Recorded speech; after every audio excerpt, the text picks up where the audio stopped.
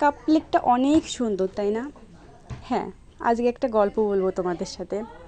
আমার ভীষণ প্রিয় একটা কাপ প্লেট ছিল, এখন আর কারণবশত আমার কাছে নেই। কেন নাই সেটা নাই বললাম। তো এই কাপ প্লেটটা আমি নতুন নিয়েছি।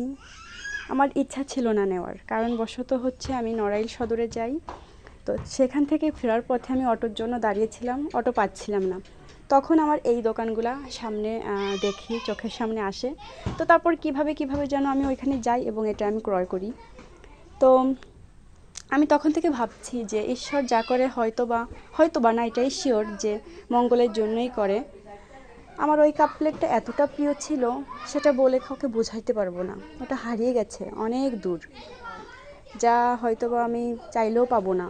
আর আমি চাইও না, যাই হোক।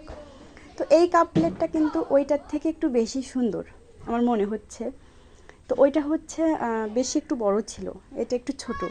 তো আসলে ঈশ্বর যা করে মঙ্গলের জন্যই করে, যা চলে যায় তার থেকে বেটার অপশন আসবে, বেটার কিছু আসবে, তার জন্যই চলে যায়। এটাই নিয়ম, এটাই হয়।